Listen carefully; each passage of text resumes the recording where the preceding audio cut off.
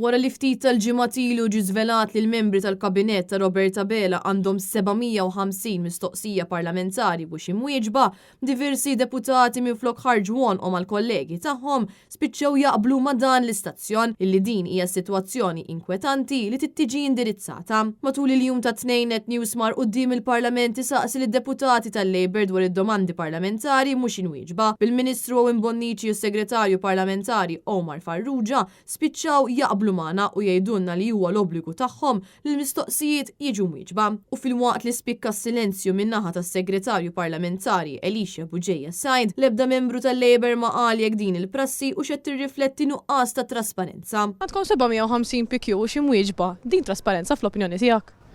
Jina PQs li kolli jina safin ikun possibli dejjem nipprova nwieġeb. Il-PQs jiġu mwieġba regolarment. Intom obbligati li tuġbu għandkom 750 Ministru. PQs jiġu mwieġba regolarment. Ta' tara 750 tajt ħafna u ġveru. U 750 huma 750. Però intom obbligati li tuġbu mhux hekk. Ekku.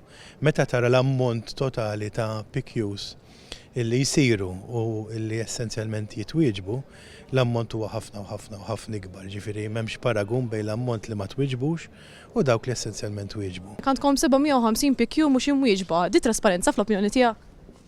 Silenzju. Jien nemmen li kull mistoqsija parlamentari għandha tiġi mwieġba u l-obbligu ta' kull segretarju parlamentari u ministru jara li x-xogħol tiegħu għandu jsiru jitwettaq fil-ħin. Fil-babben rrid nkomplu nwieġbu aktar domandi. Aħna nobbligu li nwieġbu l-PQs għandek raġun tajtek u kulħadd għandu jagħmel semu biex iwieġeb iktar dawn id-domandi. L-ammont ta' mistoqsijiet parlamentari mhux imwieġba ġie żvelat propju wara li saret domanda parlamentari mid-deputat tal-Partit Nazzjonalista Chris Said. L-aktar ministru li ma weġibx mistoqsijiet huwa l-Ministru tal-Edukazzjoni Clifton Grima b'173 mistoqsija mhux imwieġba. Warajh hemm il-Ministru tat-Turiżmu Clayton Bartolo li ma weġibx 77 mistoqsija parlamentari. Min-naħa l-oħra kienu l-Ministri Giulia Farrugia Portelli u Joe Etienne Bela li wieġbu l-aktar domandi parlamentari iżda xorta kellhom 10 mistoqsijiet mhux imwieġba.